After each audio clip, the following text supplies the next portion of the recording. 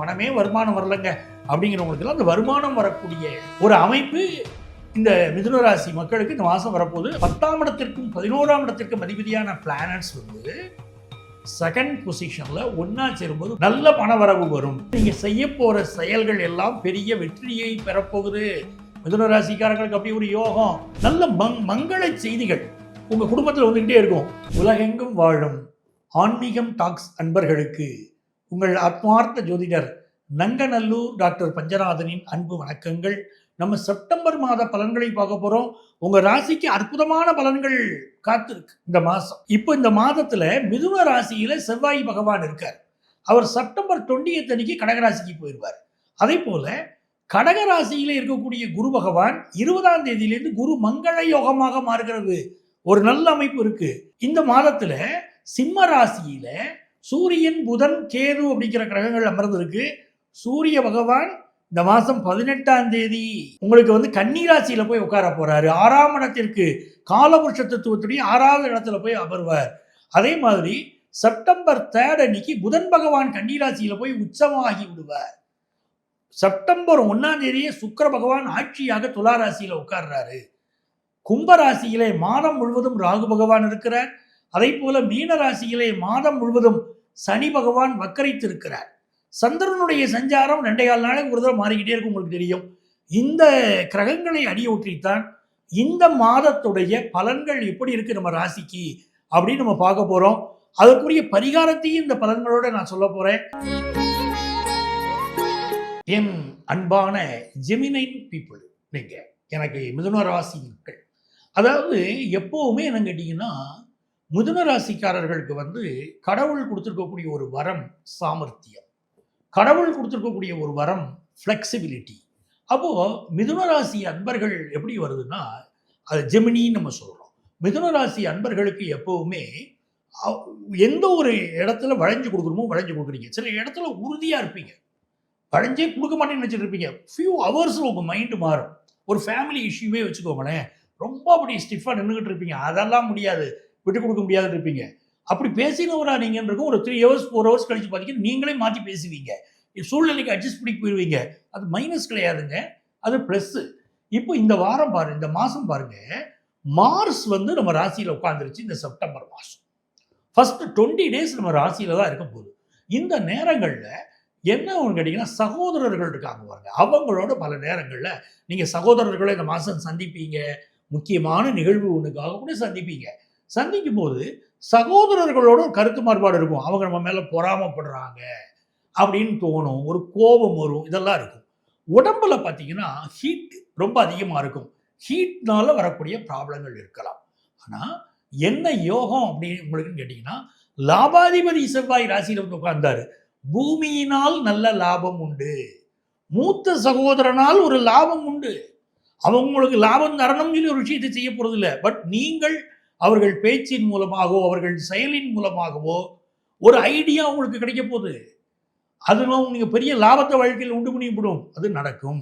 இரண்டாவது, 2ஆம் இடத்துல குரு பகவான் இருக்கிறது பெரிய யோகம். யாரெல்லாம் ஃபினான்ஷியல் நீட்ஸ் உங்களுக்கு வேணும்னு நினைக்கிறீங்களோ, நீட்ஸ் இருக்கோ, அவங்களுக்கு தான் அந்த நீட்ஸ் ஃபுல்ஃபில் ஆக போகுது. பணமே வருமானம் வரலங்க அப்படிங்கிறவங்களுக்குலாம் அந்த வருமானம் வரக்கூடிய ஒரு அமைப்பு இந்த மிதுன ராசி மக்களுக்கு இந்த மாதம் வரப்போகுது. அதுலேயும் குறிப்பாக லாபாதிபதி செவ்வாய் அவர் போய் தனஸ்தானத்தில் உட்கார்றாரு, தன காரகனோட சேர்றாரு.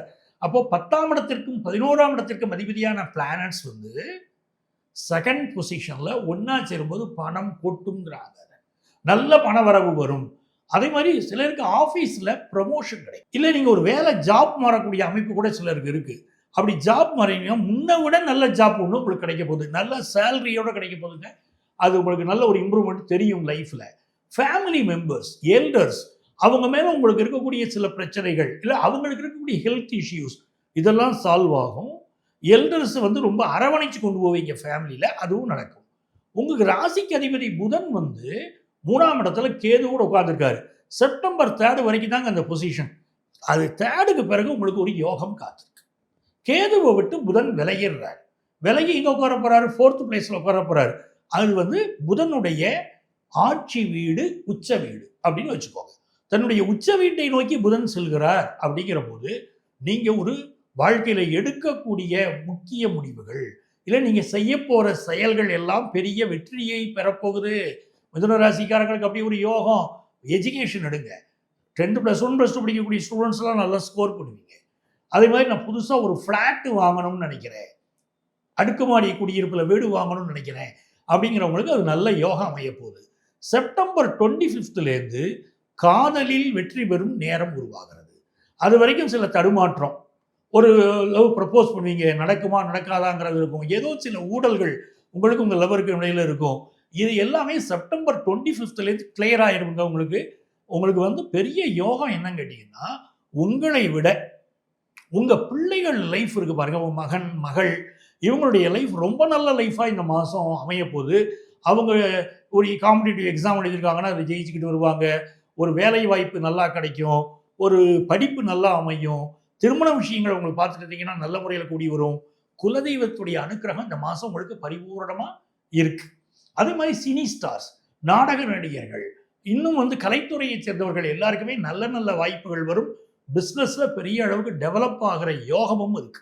இந்த மாதம் பார்த்தீங்கன்னா ரொம்ப மகிழ்ச்சியான தருணங்கள் இருக்கும். செப்டம்பர் 1லேருந்தே ரொம்ப ஏதோ ஃப்ரீ ஆயிட்ட மாதிரி ஃபீல் பண்ணுவீங்க. நல்ல மங்கள செய்திகள் உங்கள் குடும்பத்தில் வந்துக்கிட்டே இருக்கும்.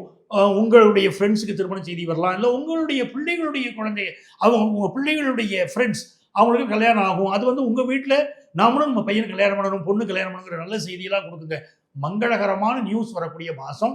இந்த மாதத்தில் யாரை வழிபட்டால் நமக்கு மிகுந்த நன்மைகள் வரும் அப்படின்னா, இந்த மாதம் நீங்கள் வந்து முத்தாலம்மன் வழிபாடு செய்யணும்.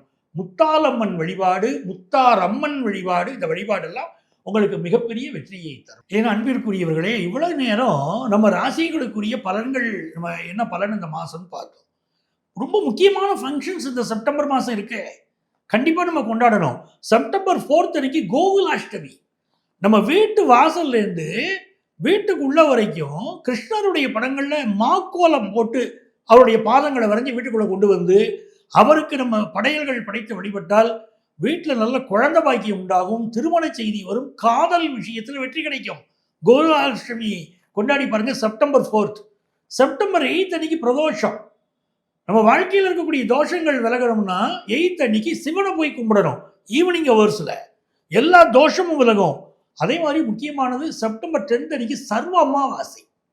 நிறைய பேர் ஜாதகங்களை பார்க்குறேன், பித்ரு தோஷம்னு இருக்கு, லைஃப்பில் முன்னேற முடியாமல் தவிக்கிறாங்க.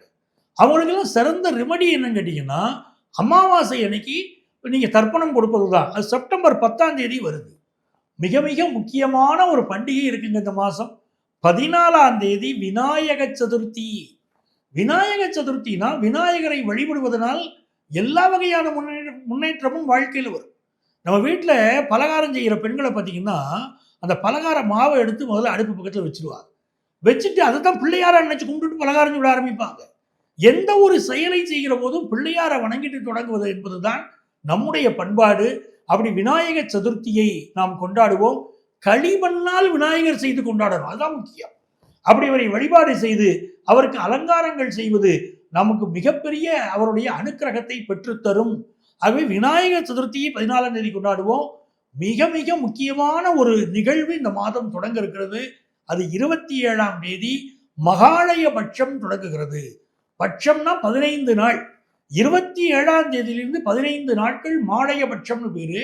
நம்முடைய முன்னோர்கள் பூமிக்கு வந்து நம்மை வழிநடத்துவதற்கு, நம் வாழ்க்கையை நேர்படுத்துவதற்கு இறைவன் வந்து அருள் புரிகிறார். அவங்களுக்கு அனுமதி கொடுக்கிறார்.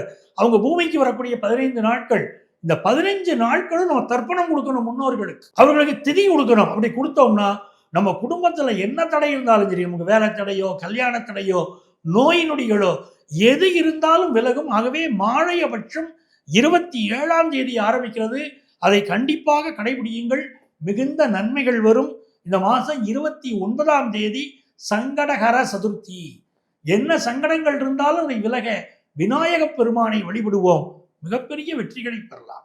அன்பர்களே, இவ்வளவு நேரம் நம்ம ராசிகளுக்குரிய பொதுவான பலன்களை கோச்சார கிரகங்களின் அடிப்படையில் நான் சொல்லிக்கிட்டு இருக்கேன். இது பொதுவான பலன் தான்.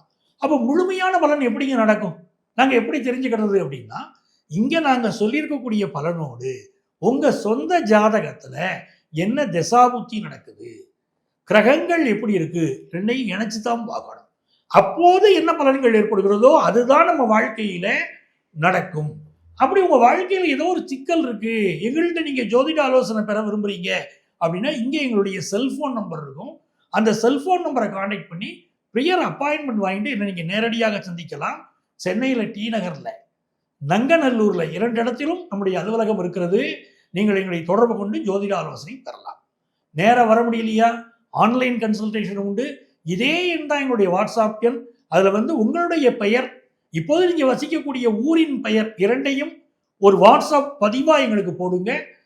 எங்களுக்கு ஆன்லைன் கன்சல்டேஷன் வேணும்னு ஒரு மெசேஜ் பண்ணுங்க. எங்க ஆபீஸ்லேருந்து உங்களை கான்டாக்ட் பண்ணி அப்பாயின்மெண்ட் டீடைல்ஸ் தருவாங்க. உங்கள் வாழ்க்கைக்கு வழிகாட்ட நான் காத்திருக்கிறேன். உங்கள் ஆத்மார்த்த ஜோதிடர், நங்கநல்லூர் டாக்டர் பஞ்சநாதன்.